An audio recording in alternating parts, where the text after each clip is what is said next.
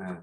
제가 이렇게 자료를 만들어서 누구를 이렇게 이제 가르쳐 본 적이 없고, 참 그래서 제가 이렇게 글을 쓴 건 이제 뭐 일기를 좀 쓰고 이런 거 이렇게 뭐 신경 안 쓰고 막 그냥 내려 갈겨 쓰는 거는 그래도 좀 저도 쓸 수 있다고 생각을 했는데, 나영재님께서 해놓으신 것을 이렇게 소화해가면서 옮기려고 하니까 너무 힘들었어요. 어찌됐든 그럼에도 이제 말씀을 우리가 이렇게 질문식으로 해가지고 서로 대화를 나누면서 이렇게 가야 되겠다고 하는 방향을 딱 정했어요. 그런데 그거를 하는 방법을 이제 안 해, 훈련이 안 되다 보니까 이제 저도 잘 좀 안 되는 거를 좀 감안하시고, 이게 이 시간이 좀 걸릴 것 같긴 해요. 그래서 자료도 지난주 고치고 이번 주에 또 고치고 또 고치고, 그래서 어제 저녁에 밤 11시에 올려놓고 12시에 올려놓고 아침에 또 고치고 지금 막 이렇게 하는데 이게 쉽지가 않네요. 하여튼 좀 그런 게 부드럽게 잘 되는 사람하고 이렇게 하면 좀 고생을 덜 하실 텐데, 여러분들에게 참 심심한 위로를 전합니다. 자, 요한복음 1장 6절, 7절, 8절은 지금 요한복음은 사도 요한이 쓴 거잖아요. 요 이제 이렇게 대화를 하다 이렇게 이제 말씀 나가다가 또 이제 제가 질문을 던질 거예요. 그러면 좀 그러니까 지금까지 내가 이렇게 생각했던 그 부분에 대해서 잘하든 못하든 상관하지 마시고 좀 이렇게 참여를 좀 해주시면 좋겠다 이 생각을 해요. 그래서 40분 진행하고 잠깐 쉬었다가 또 한 40분 아니면 그냥 내리 1시간 정도로 이렇게 해서 그냥 이렇게 끝내면 어떨까 이 생각을 합니다. 자, 6절에서 8절은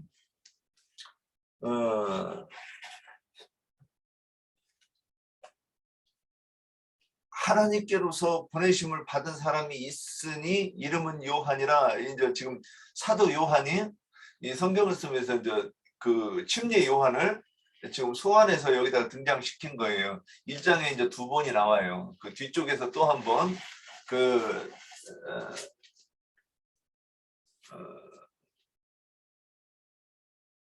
20절부터 또 이렇게 이제 쭉 그 뒤에 요한의 이제 침례 요한의 대화가 나옵니다. 자, 그러면 왜 등장을 시켰느냐는 거죠.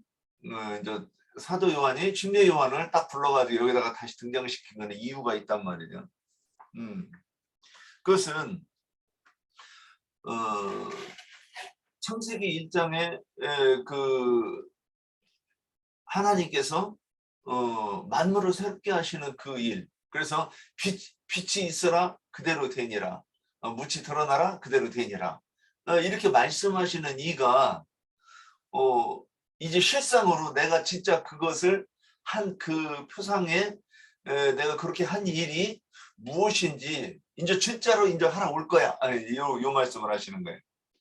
그런데 진짜로 오는데, 그런데 그러면 어느 날 예수님이 오셔가지고 광야에서 예수님도 회개하라 천국에 가까웠느니라, 내가 천국으로 왔다 하면서 말씀을 전하면 사람들이 어떻게 반응할까?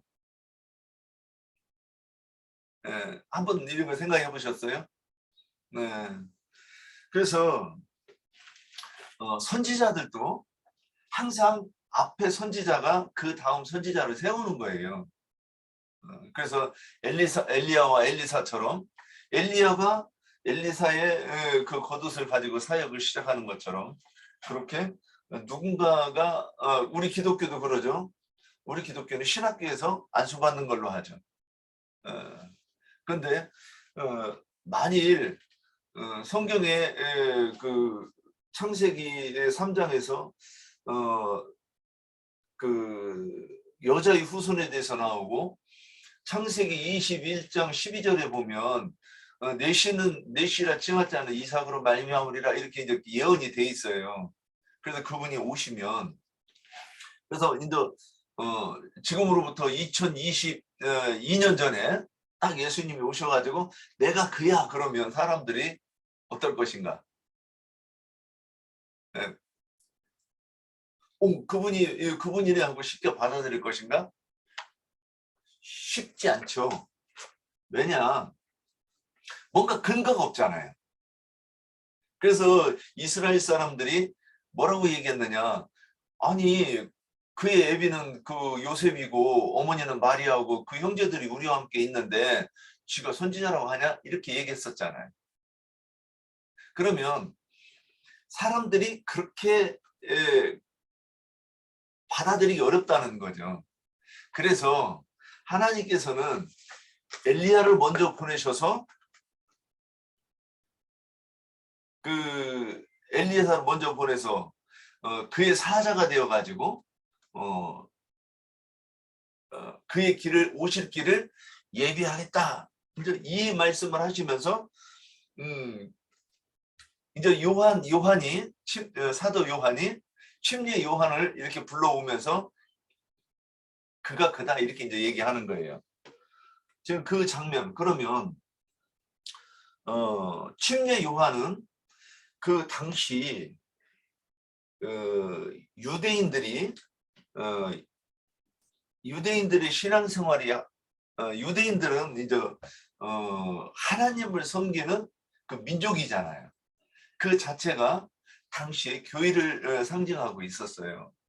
그런데 그들이 이제 신앙생활을 자기들이 하나님을 섬긴다고 열심히 하는데 그 이스라엘 백성들이 그 섬기는 그 하나님에 대한 그 신앙이 잘못됐다.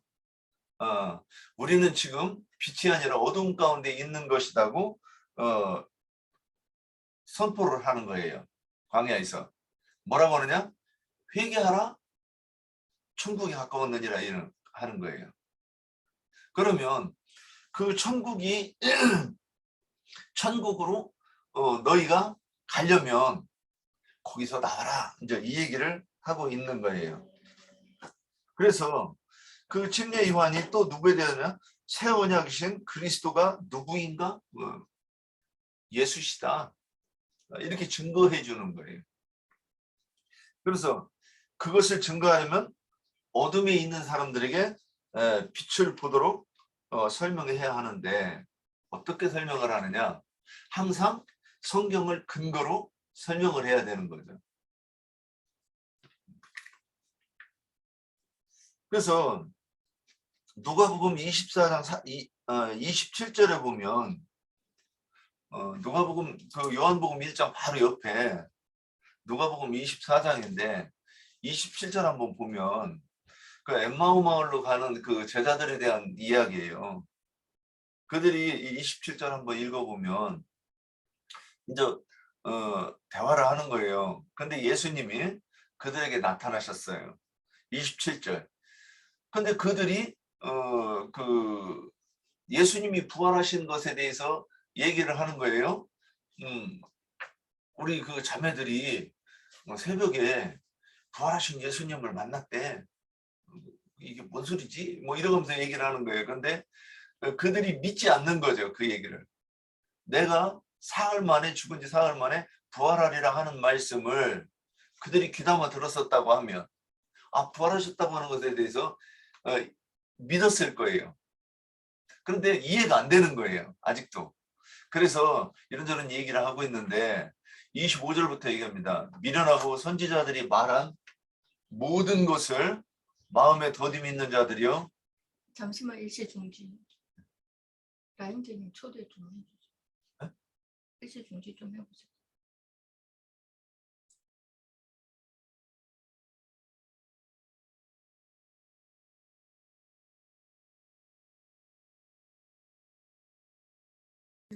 잠깐만요. 나영재님이 초대 좀 해달라고 하셔가지고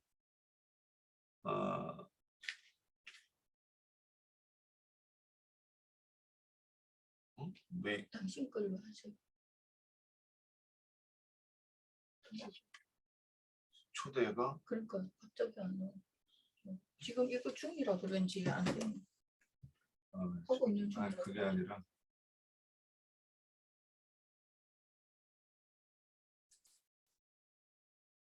그 세 줄. 여기서 응. 채팅방 대화 채팅방 설정 아니고 초대를 누가 나영재님 잠깐만 이 초대하는 게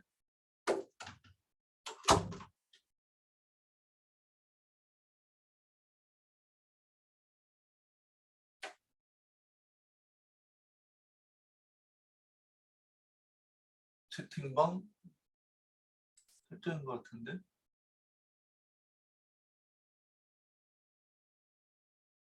취소 나 어떻게 초대하지? 누가 카톡 초대할 줄 알아요? 다 됐는데 갑자기 당황스럽네. 아 여기 있다.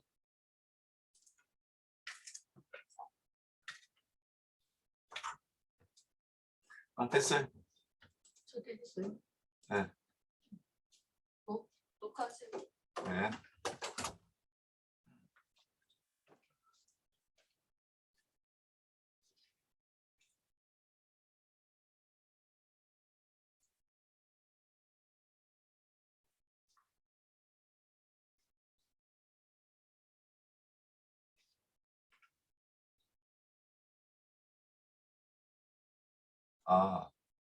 한 번 더 보내야 되겠네.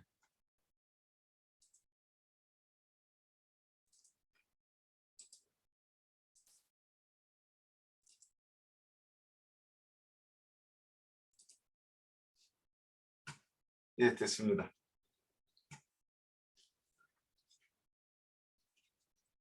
예, 그렇게 이제 이 요한을 초대한 그 부분을 이제 왜 여기다가 이렇게 썼는가를 잠깐 설명드렸고, 자, 그래서 그러면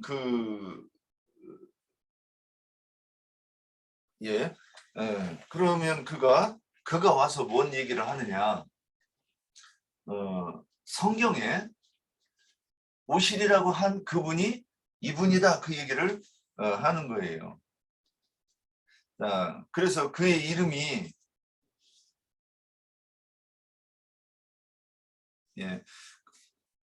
그래서 그의 이름이 요한인데 요한이라는 이름은 히브리어로 예호하난이라는 이 발음이 이렇게 돼요. 근데 그 뜻이 뭐냐? 하나님께서 사랑하시는 자라 이런 뜻이에요. 그러면 그 당시에 요한이라고 하는 이름은 많았어요. 그 당시에만 해도 사도 요한도 요한, 침례 요한도 요한, 베드로의 아버지도 요한 이렇게 주변에 조금만 넓혀가면 그 요한이라는 이름이 많았는데 왜 그러느냐? 하나님께서 사랑하시는 자라고 하는 뜻이 이름이 너무 좋으니까 그 이름을 많이 썼어요. 그랬는데 여기서 요한은 하나님께서 그러니까 다른 사람들의 이름을 자기들이 지은 거예요. 그런데 요한과 예수는 하나님께서 그 사람들의 생애를 어찌 살 것인가를 딱 결정된 그런 이름이었어요. 그래서 요한은 그 이름에서 그 증거되는 그 과정이 누가복음 1장에 보면 자세히 나와요. 그래서 사가랴가 성전에 들어갔는데 아들을 주시겠다고 그 이름을 요한이라고 이렇게 돼요. 그래서 그가 이 제사를 마치고 나왔는데 말을 못하고 그러니까 사람들이 뭔가 하나님께 계시를 받았구나 하고 생각을 하고 있었고 사람들이 기억하고 있었다 이렇게 성경이 돼 있어요. 그러면 뭐냐? 하나님께서 뭔가 계시한 것 굉장히 중요한 뭔가가 있었겠구나 그랬는데 나중에 요한이 태어났을 때 요한은 사가랴는 말을 못해. 그래서 엘리사벳한테 이름을 뭐라고 하지? 이제 친척들이 물어보는 거예요. 그러니까 엘리사벳이 요한이라고 할 거야. 그러니까 너희 친척 중에 요한이라고 하는 사람 아무도 없어. 그러니까 너희 친척 중에 누구 조상들의 이름을 하나 따는 게 좋지 않겠냐 이렇게 얘기했을 때 그러니까는 이제 다시 사가랴한테 물어보니까 사가랴가 석판을 달라 그래가지고 석판에다가 주니까 아들의 이름은 요한이야 이렇게 딱 써놨다는 거예요. 근데 그 사람들이 깜짝 놀랐다고 이렇게 얘기돼 있어요. 왜? 아니 부부가 서로 뭐 저기 말을 못하지만 말을 했지 않았을까? 이런 가정이 됐으면 놀랬다고 얘기할 필요가 없죠. 그런데 그들이 놀랐다 하는 얘기는 뭐냐면 둘이 서로 이야기가 되지 않았는데 서로 똑같다는 얘기를 하는 거예요. 제가 여기 와서 이제 제가 이렇게 이 말씀을 뭐 추구하려고는 하지만 잘 안 되는 부분들이 많은데 어느 날 거실을 걸어가는데 안수가 그 안수가 아니다 이렇게 말씀하셔요. 그리고 나서 그 2, 3일 있다가 그 안수가 뭔지 내가 누군가한테 전도하는 것 가르치는 것이 그게 그 머리에 손을 얹고 기도해서 내가 가지고 있는 그 영을 그에게 전가시키는 것이 이것이 안수야 이런 깨달음이 있었어요. 그래서 이 부분을 가지고 이제 저는 깨달아 너무 좋아가지고 막 우리 그 지체들하고 말씀을 나누는데 나영재님께서는 이미 요한복음 1장 이거 하다가 보니까 나중에 여기에 나오더라고요. 그 내용이. 이게 뭐냐. 성령의 계시로 어떤 그 계시를 받으면 우리가 서로 이미 서로 교류하지 않아도 내가 그 계시를 제대로 받았으면 하는 말이 똑같은 거예요. 표현이 조금 다르고 그럴 수가 있어도 그 의도하는 내용이 똑같은 그런 것들을 보면서 그런데 굉장히 기쁘죠. 왜 그러냐? 나도 나영재님께서 보시는 거를 조금씩 보는구나. 이게 이제 점점 빨라지고 더 명확해지고 분명해지고 이러면서 언젠가 나영재님처럼 볼 때가 있을 거라는 소망이 저절로 생기는 거죠. 자, 여기까지 하고 그 다음에 그러면 이제 이 요한에 대해서 좀 더 성경에서 왜 이렇게 요한에 대해서 증거를 하는가? 그러면 그 사자를 보내겠다. 그리고 나중에 와서 그 사자가 이분이 그분이 하고 인정을 할 때 사람들은 이미 수백 년 전부터 이 예언이 되면 이제 나에게 근거가 되고 내가 그것을 들었을 때 어떤 그 신의 음성으로 들릴 수 있다는 거죠. 이 세상에서도 노스트라다무스 대예언집이라고 하는 게 있는데 사람들이 그 노스트라다무스가 예언한 것을 비슷하게 맞추면 온 세상이 들썩들썩합니다. 그런데 성경에 자기들의 연도로 따졌을 때 4,000년 전에 아니 그 2,000년 지금으로부터 4,000년 전에 딱 기록되기를 내가 내 아들을 보낼 거야. 여자의 후손이 세상에 올 거고 아브라함의 후손 이삭을 통해 내가 예언했던 그 예언이 성취돼서 올 거야. 딱 이렇게 이제 예언이 됐어요. 근데 그 예언이 이루어졌을 때 노스트라다무스 예언에 무슨 뭐가 이렇게 됐다 그러면 난리를 치는데 성경이 이렇게 그 4,000년 전에 2,000년 전에 쓰여졌던 그 성경이 예언이 이루어지는 것에 대해서는 사람들이 별로 그렇게 시큰둥하다고 그러는 것은 너무 놀라운 일이 아닌가. 그래서 이렇게 마태복음 11장 14절에 뭐라고 됐냐? 너희가 즐겨 받을 텐데 오리라 한 엘리야가 곧 이 사람이니라. 성경에서는 뒤에 있으니까 이제 저기 곧 넘어가면서 또 있다 할 거고요. 말라기에서도 예언이 됐고 이사야서에도 예언이 돼 있어요. 예언이 돼 있는데 그럼 마태복음 11장에서는 예수님이 이렇게 말씀하셔요. 주님이 오시기 전에 엘리야가 먼저 온다고 하지 않았습니까? 그러니까 예수님이 딱 말씀하신 게 오리라가 한 그가 요한이야 이렇게 말씀하셨어요. 그러면 요한은 와서 무엇을 하는가? 회개의 침례를 선포했어요. 그러면 회개케 하는 침례가 성경에서는 회개의 침례를 선포했다 이렇게 돼 있어요. 한마디로 딱 돼 있는데 도대체 요한이 회개케 하는 침례를 베풀었다고 하는 게 물속에 그냥 풍덩 담갔다가 꺼냈다 그 얘기인가? 예, 이게 이제 이 비밀이죠. 요한은 그래서 아볼로가 복음을 전한다고 브리스길라와 아굴라 앞에서 막 말씀을 전합니다. 근데 뭐예요? 그 얘기가 뭐냐? 우리라고 한 그분이 이 예수야. 예수가 우리라고 한 그 메시아야. 여기까지만 얘기하는 거예요. 그러니까 브리스길라와 아굴라가 전하는 건 뭐예요?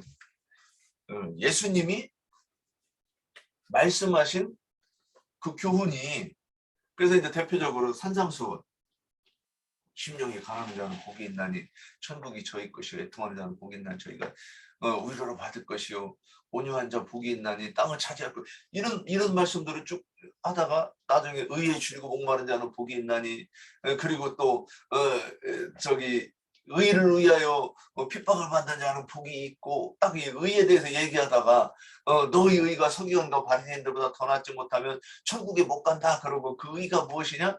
살인에 대해서 바로 이해하고, 간음에 대해서 바로 이해하고, 도둑질에 대해서 바로 이해하는 거다. 그리고 딱 이 순서대로 이렇게 딱 풀어줬어요. 이 복음이 무언가 딱 풀어줬어요.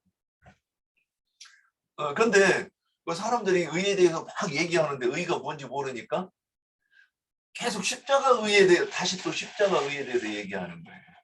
그 산상수훈을 막 읽고 자세히 보면 그게 주님 이게 무슨 뜻일까요? 읽었으면 그게 어렴풋이라도 보일 수 있는 부분인데, 살인이 그 살인이 아니고 간음이 그 간음이 아니고 도둑질이 그 도둑질이 아니라는 거를 이 사람들이 전혀 모르는 채 다시 십자가의 도만 얘기하는 거예요. 그런데 요한이 회개케 하는 침례를 베푸는 것이 어디까지인가? 이제 이 부분을 얘기하려고 합니다. 그래서 지금도 그렇고 요한 시대 때도 그렇고 사람들이 신앙생활을 어떻게 하는가? 지금 우리가 신앙생활을 그러죠. 예전에 맨 처음에 우리 수능 시험 전에 모여서 기도하는 거를 저는 우리 교회에서 시작되지 않았을까 그 생각을 해봐요. 왜 그러냐면 우리 순복음교회에서 그 부모들이 저기 한다고 그 기도회를 하고 그랬었어요. 그리고 나서 그게 점점 퍼지더니 나중에는 그 수능 40일 전부터 40일 새벽 기도 이래야 하더라고. 그래서 제가 맨날 그 얘기를 하면서 그랬어요. 아니 세상에 내 새끼는 공부 안 하고 공부하기 싫어하고 그래 나를 닮아서 머리가 나빠도 서울대학교 가게 해달라고 이제 거기다 붙여요. 주여 머리가 되고 꼬리가 되지 않게 해주세요. 그리고 부어줄지언정 부어주지 않게 해주세요. 주님 그렇게 하신다고 했지 않습니까? 우리 자녀가 머리가 되게 해주세요. 어떻게 이 말씀 잘 인용해요. 그래가지고 또 이제 하나 더 붙여요. 하나님 이렇게 해서 이 서울대학교 연대 고대 가서 하나님께 영광 돌리게 해주세요. 그럼 거기 못 가면 하나님의 영광을 가리는 것이냐? 제가 그때 이런 얘기를 했었어요. 그리고 그러면 쓰레기는 누가 치우고 똥은 누가 펴? 이제 제가 그때 그런 얘기를 했었어요. 아니 머리 나빠서 공부 못하는 사람이 있어야 몸으로 벌어먹고 똥도 치우고 쓰레기도 치우지. 다 IQ 200 넘어가지고 서울대학교만 가면 어떻게 이 나라가 어떻게 돌아가겠느냐. 그러니까 나처럼 머리 나쁜 사람도 있어서 운전도 하고 쓰레기도 치워야지. 그랬는데 사람들이 이해를 못 하더라고요. 그래서 그렇게 하나님이 또 그런 하나님이냐 그러는데 그때 저한테 한 소리가 윤 선생님은 아이가 없어서 그런 얘기를 합니다. 그래서 아니 아이가 있으면 하나님의 뜻이 바뀌고 아이가 없으면 하나님의 뜻이 이렇게 되고 저렇게 되고 그러니까 하여튼 옛날에는 거기까지는 갔는데 그것을 인해 더 나가가지고 진리에 이르지는 못했었다는 거예요. 근데 이게 이제 종교생활이 그래요. 그래서 기도할 때 뭘 기도하느냐. 우리 남편이 출세하게 해주세요. 다른 사람보다 더 빨리 승진하게 해주세요. 여기에도 머리가 되고 꼬리가 되지 않게 해주시고 그 다음에 하나님께 영광 돌리게 해주시고 믿는 사람이 잘 되어야 되지 않습니까? 이 얘기잖아요. 그 다음에 또 뭐냐? 성경을 우리 기독교는 아예 성경을 안 배우니까 뭐 얘기할 거 없죠. 성경 한 구절 읽어놓고 전혀 엉뚱한 소리만 하니까 설교 시간 내. 그러니까 이게 뭐 본디가 없고 배울 게 없어요. 그래서 다 어깨너머로 배우는 거예요. 모든 게. 그래서 기도도 오래 기도하는 게 벼슬이고 또 방언하고 예언하면 더 좋고 더 신령한 것이고. 근데 이스라엘 백성들이 그때 이스라엘이 어떻게 신앙생활을 했는가? 그들은 물론 선지자의 반열과 제사장의 반열이 나눠졌지만 선지자들은 제사장들이 하는 일들이 뭐였느냐? 율법을 지키려고 했던 거잖아요. 그래서 율법을 행해서 의로워지겠다고 열심히 율법을 지켰고, 서기관과 바리새인들이 그걸 연구해서 율법을 지키려면 어떻게 하는 것이냐 하고 이제 그거를 주석을 달고 신학으로 만들었던 거예요. 그런데 침례 요한이 그 에논에서 침례를 베풀 때 그들이 가르치는 건 뭐였느냐는 거예요. 왜 짐승에 대해 짐승을 정결케 하는 정결례를 왜 사람에게 했느냐는 거예요. 그건 선지자기 때문에 그런 거고, 그 율법이 의미하는 것이 무엇이라는 것을 알았기 때문에 거기까지 나간 거예요. 그런데 요한이 모르는 게 있죠. 요한이 예수님의 말씀으로 속사람이 변화되는 것은 몰랐단 말이죠. 그걸 알았다고 하면 예수님께 세례 주고 바로 내 사명 끝! 그러고서는 예수님한테 와서 말씀을 배웠겠죠. 근데 그걸 모르니까 제사를 드리는 거는 사람을 드리는 거고, 사람을 깨끗게 하려고 그러면 그 율법행위에 그렇게 하면 안 된다는 것까지는 알았다는 거예요, 요한은. 그래서 아볼로가 그 가르친 게 뭐예요? 그걸 가르친 거예요. 요한이 가르치는 그 가르침. 그래서 침례라고 말하는 것 속에는 그렇게 요한이 가르쳤던 교훈들이 있었다는 거죠. 그래서 우상을 잡고 양을 잡고 소를 잡고 그 다음에 뭐 안식일을 지킨다, 저기 11조를 드린다, 이런 것들이 오해한 거잖아요. 하나님의 의도를 이해하지 못하고. 그래서 우리가 이번에 에스겔서 말씀을 나눌 때도 그렇고 이사야서 1장에서도 너희가 대회로 모이고 안식일을 지키고 막 손을 들어 나한테 기도하면 내가 너희가 하는 그 짐을 지는 나 너무 피곤해. 그래서 누가 성전의 문 좀, 너희가 성전으로 나오지 못하게 성전 문 좀 두들겨 막아버렸으면 좋겠어. 이런 그 내용이 이사야서 1장에 있어요. 근데 거기에 안식일을 범한다 그래요. 아니, 안식일 날에 지금도 유대인들을 이스라엘 땅에 가면 엘리베이터 가면 이스라엘 사람들 안식일 날 이제 금요일 날부터 토요일 날까지 가면 엘리베이터에 서 있는데요. 이방인들이 올 때까지. 그래서 이제 오면 부탁한다는 거예요. 딱 누르고 들어가면 자기들도 들어가서 저 매충 좀 눌러주세요 이런다는 거예요. 오늘 안식일이어서 내가 이거 누를 수가 없어요. 그러는 거예요. 엄청 신령하죠. 그죠? 그렇게 열심히 지켰어요. 그런데 왜 안식일을 범한다고 그러는가? 이스라엘 백성들이 양 잡고 소 잡고 했는데 사도행전 7장인가요? 8장인가요? 스데반 집사님이 뭐라고 했습니까? 너희가 광야에서 한 번이라도 나한테 제사를 드린 적이 있느냐 그랬어요. 아니 그러면 성막 끌고 다니면서 거기서 제사 드린 건 뭐예요? 그게 너희가 나한테 제사를 드릴 때 하나님이 영이시니 신령과 진정으로 예배할지니라 그랬고, 너희 몸을 산제사로 드리라 그랬는데 짐승을 드렸으면 그게 하나님께 드리는 진짜 예배가 아니다, 진짜 제사가 아니다, 그 얘기라는 거죠. 그러니까 나한테 예배를 드리려고 하면 속 사람을 온전하게 해서 그 온전해진 사람을 나한테 드리는 것이 예배다. 지금 이 얘기를 하고 있는데, 그러면 그들은 어떤 신을 섬긴 거예요? 여호와 하나님을 바로 섬기지 못한 거예요, 그들이. 그러니까 그래서 그들의 행위는 뭐냐? 우상을 섬긴 거다. 이렇게 이제 이 결론이 나는 거예요. 이스라엘 백성들이 그러니까 열심히 성전에서 제사 드리는데 너희가 그 행실을 버리고 여호와께 돌아오라. 그러니까 그런 것을 보고 하박국 선지자는 뭐냐? 내 백성이 지식이 없어서 망한다. 이렇게 표현하는 거예요.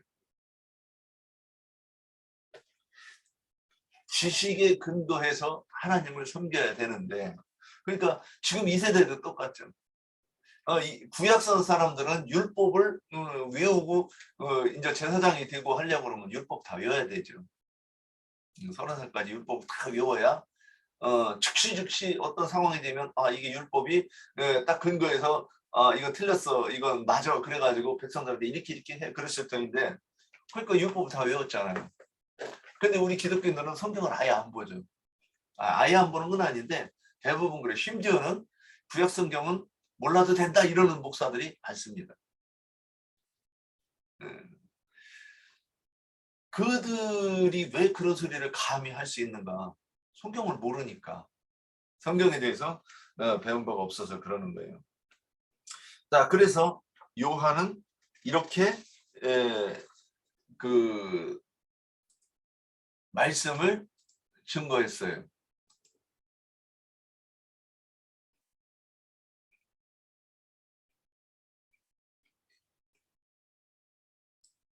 그 회개의 침례를 베풀었어요.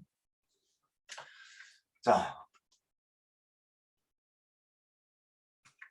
그래서 이 회개가 그러면 회개는, 그래서 이제 우리 그 기독교에서 있을 때 그 회개 어떻게 해서 옛날에는 제가 제일 고민스러웠던 게 금요일날 철야기도 할 때만 하면 매일 먼저 회개합시다 그러는 거예요. 아니 명색이 예수 믿는 사람이 얘 회개할 거 있어요. 운전하다가 막 무리하게 들어오고 신호 안 하고 들어오고 저기 우회전 켜놓고 좌회전으로 가버리고 막 이러면 욕이 나와요.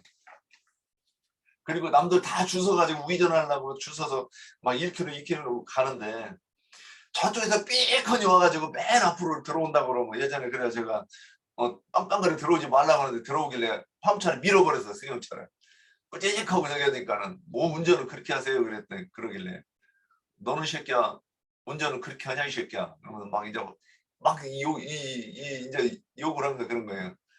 왜 다른 사람들은 줄어서 들어오는데 너는 들어오지 않느냐. 그러면 이제 그러면 이제 예배드리면 생각이 나죠.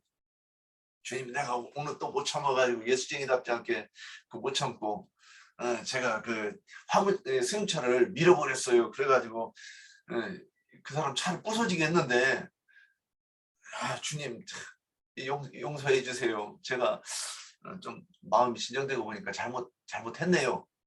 그러죠. 그리고 예배당에서 이쁜 여자 보고 가슴이 설레면 이런 거 회개하죠.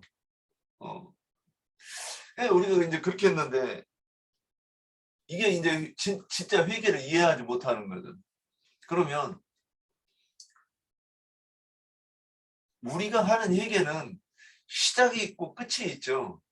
그래서 이제 이 침례 요한이 회개하라 그러면 돌이키면 이제 그 부분이 그렇게 회개해가지고 이제 이분이 메시아하고 나오면 그러면 이제 베드로가 주님이 이제 물어봅니다. 사람들이 나를 누구라 하더냐? 엘리야라고도 하고요, 모세라고도 하고요, 뭐 다니엘이라고도 하고 그래요. 그래? 그럼 너는 누구라? 너희는 나를 누구라 하느냐? 그러니까 베드로가 말하죠. 주는 그리스도시요 살아계신 하나님의 아들이시니다. 이렇게 딱 고백을 합니다. 그래서 그러면 그때 베드로가 구약의 선지자들이 여호와의 말씀을 그 하나님의 말씀을 받습니다. 그리고 백성들한테 뭐라고 해요? 하나님의 말씀을 선포하죠. 근데 성경에는 뭐라고 표현이 됐느냐? 여호와의 말씀이 이러이러하시다 하라 하는 거예요. 하나님의 음성을 사람들은 못 듣죠. 그런데 하나님이 이렇게 말씀하셨어 하고 이제 전하는 게 선지자잖아요. 그러면 그 말씀을 들었는데 그 백성들이 그걸 이제 깨닫지는 못하는 거죠. 그 베드로가 주는 그리스도의 살아계신 하나님의 아들이신다고 하는 그것을 실제로 그 내용까지 알았느냐는 거죠. 몰랐었죠. 나중에 부활하신 성령께서 임하시고 저기 부활하신 그 영이 부활하신 첫날 저녁에 제자들이 오셔서 숨을 내쉬며 가라사대 성령을 받으라. 지금 그 다음에 그 이후에 사도행전 2장에서 성령이 임하시면서 능력으로 덧입혀지는 과정이 있어요. 그 능력으로 덧입혀지니까 그들이 숨었던 그 마가의 다락방에서 뛰쳐나가가지고 그 전까지는 어떻게 됐어요? 사람들이 자기를 찾을까봐 다락방 문을 달고 숨어 있었던 거예요. 그랬는데 성령을 받자마자 즉시 광장으로 뛰어나가가지고 예수는 그리스도라 가르쳤던 거예요. 그래서 사도행전 2장에 보면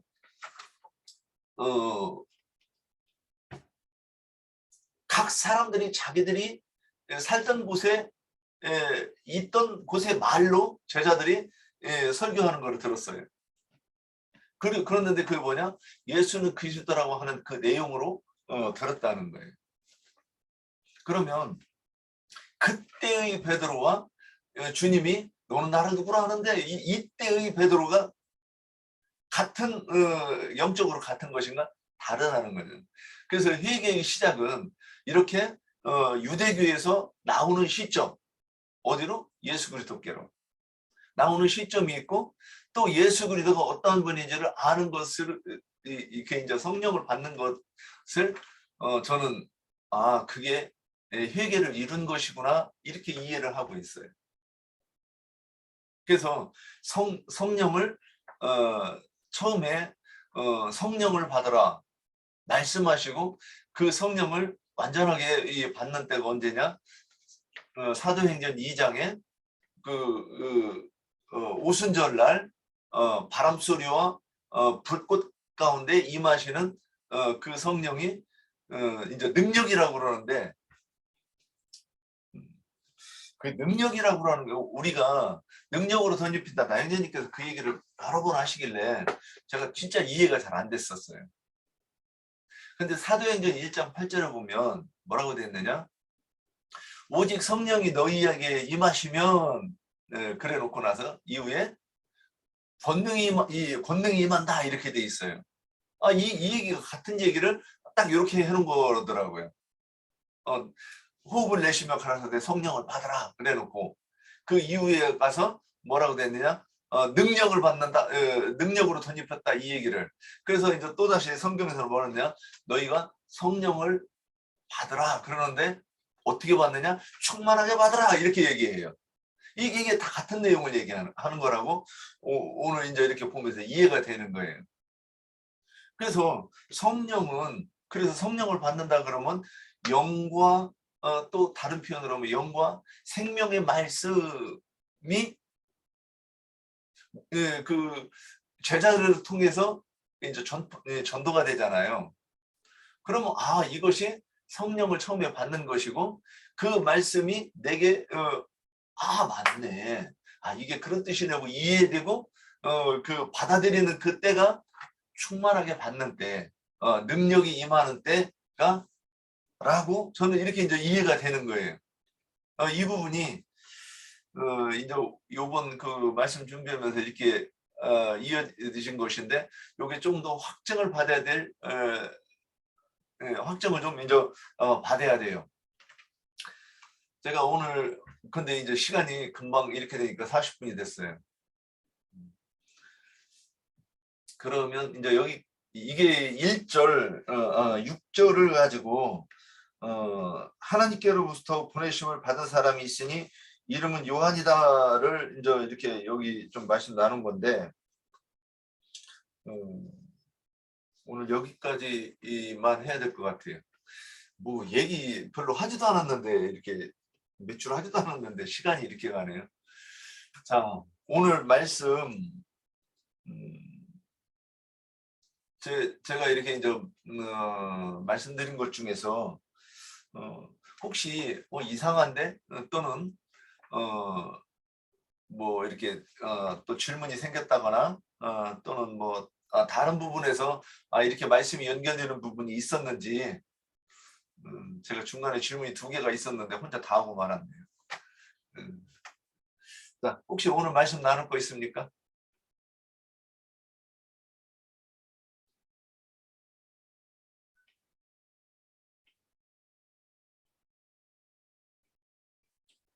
네.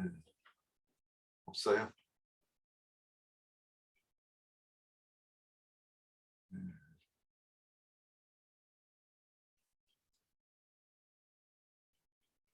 예.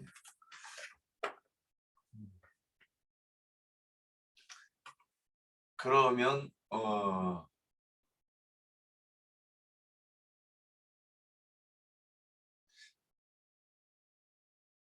질문이 없으시면 제가 조금 더 갈게요.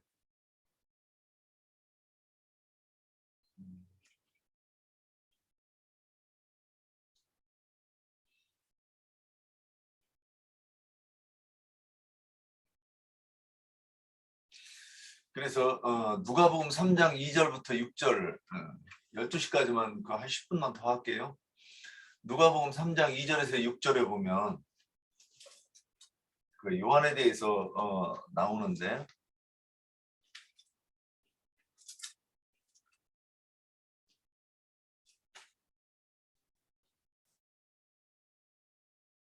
네, 2절 6절 읽습니다. 안나스와 가야바가 대제사장으로 있을 때에 하나님의 말씀이 빈들에서 사가랴의 아들 요한에게 임한지라. 요한이 요단강 부근 각처에 와서 죄사함을 받게 하는 회개의 세례를 전파하니 이제 선지자 이사야의 책에 쓴 바 광야에서 외치는 자의 소리가 있어 이르되 너희는 주의 길을 준비하라. 그의 오실 길을 곧게 하라. 모든 골짜기가 메워지고 모든 산과 작은 산이 낮아지고 굽은 것이 곧아지고 험한 길이 평탄해질 것이고 모든 육체가 하나님의 구원하심을 보리라 한 것 같으니라 그랬어요. 근데 여기서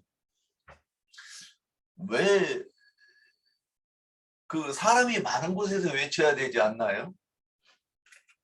우리가 전도하려고 그러면 언젠가 우리 저기 김자매하고 김자매는 시골이 좋다고 시골 가서 살고 싶다고 그런 얘기를 뭐 몇 번 한 적이 있었어요. 저는 그렇게 생각을 했어요. 아니 우리가 이 말씀을 맡았는데 산속으로 들어가면 어떻게 해? 사람들이 많은 곳에서 부딪혀야 전도할 수 있는 기회가 있지.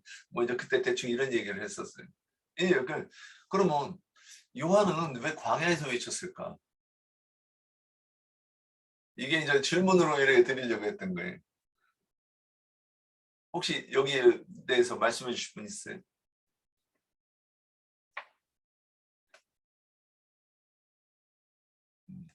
모세가 이스라엘 백성들을 그 홍해를 건너서 광야까지 인도했어요. 지금 이스라엘 백성들이 저기 지금 신앙생활하고 있는 곳 유대 근방에서 유대 근방 각처에서 이제 세례 요한에게 나오는 거예요. 세례 요한이 세례를 베푸는 곳까지. 지금 내용이 그 광야가 모세가 이스라엘 백성들을 이끌고 간 곳이 어디인가를 한번 우리가 생각해 보자는 거죠. 지금 거기가 어디인가?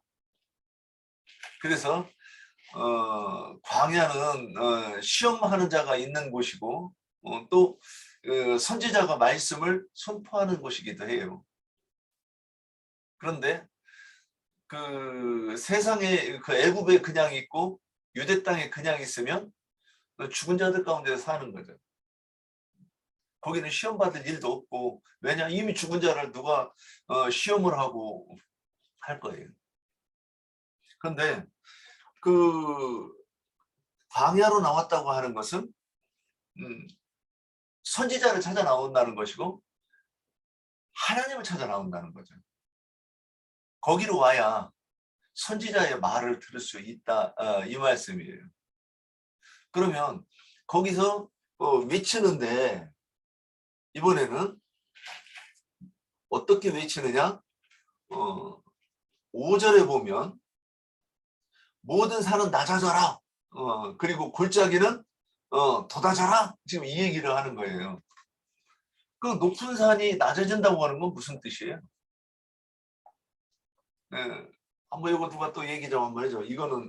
이게 서로 참여를 해서 그래서 말씀이 우리가 누가복음 4장 저기 성경에서 병을 고칠 때 첫 번째 귀를 열어주셔야 이 귀가 들려야 말을 배우는 거예요. 네, 그래서 내가 이 귀가 열어주셔가지고 말이 들리면 그 다음에 눈으로 보는 것과 같이 내가 그림을 그릴 수가 있는 거예요. 그러면 그 이후에 또 뭐가 되느냐? 이 벙어리병도 고쳐야 돼. 우리가 말을 못하면 그러니까 온전하게 치료받지 못한 거죠.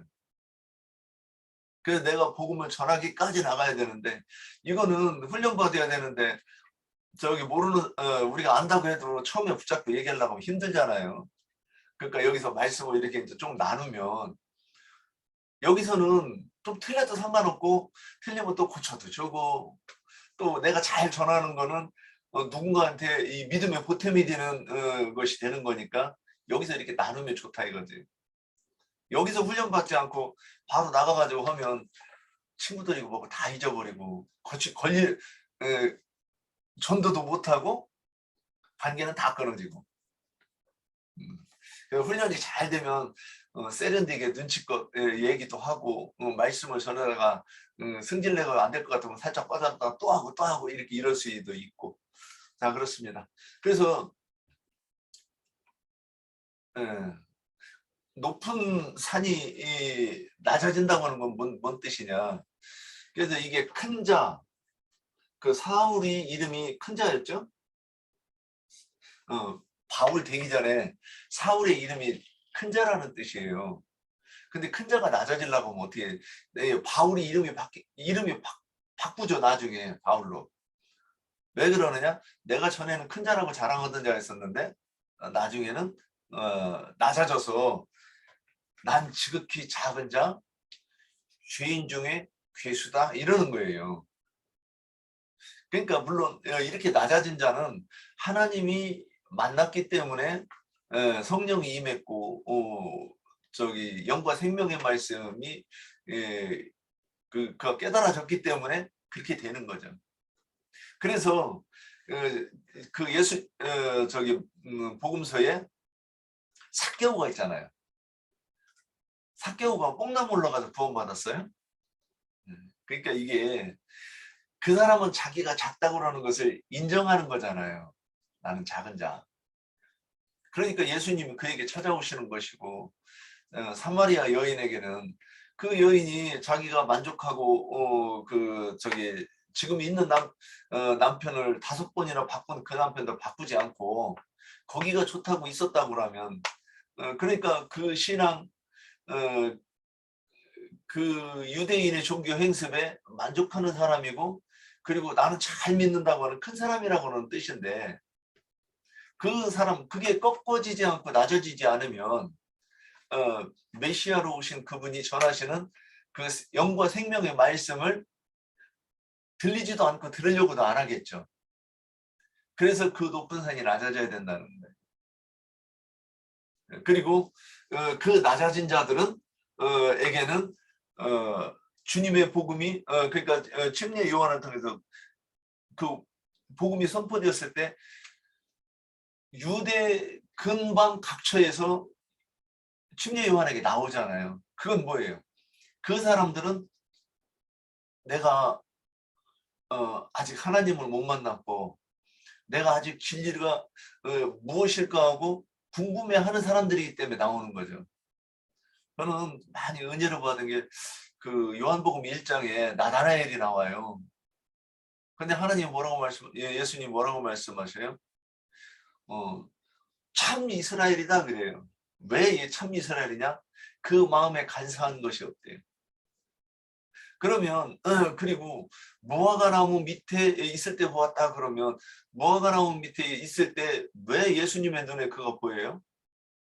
줄이고 목마른 자였기 때문에 주님의 눈에 보였던 것 아니겠는가? 저는 이렇게 해석이 됐어요. 네가 거기에서도 거기에 있을 때도 율법을 묵상하면서 이게 무슨 뜻일까? 서기관과 바리새인들이 가르쳐주고 이 말하는 그 율법이 이게 율법의 뜻은 아닐 것 같은데 이게 무슨 뜻일까 하고 묵상하며 하니까 그게 이제 나를 찾는 자가 나를 만난다 그 성경에서 그랬는데 그게 주님을 찾는 자고 줄이고 목마른 자였다고 하는 것 아니겠는가? 그래서 그런 자니까 세례 요한이 베푸는 그 세례를 베풀겠다고 나왔고 그리고 그리고 그 세례 요한의 세례를 통해서 예수께로 나오는 거죠. 자, 이제 시간이 많이 됐네요. 지향하는 거는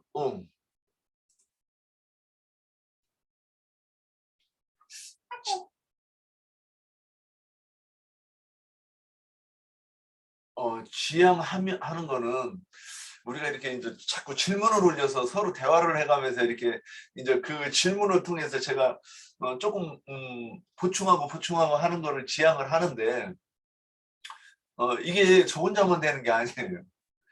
우리 지체분들께서 적극적으로 참여를 해주셔야 그렇게 할 수 있고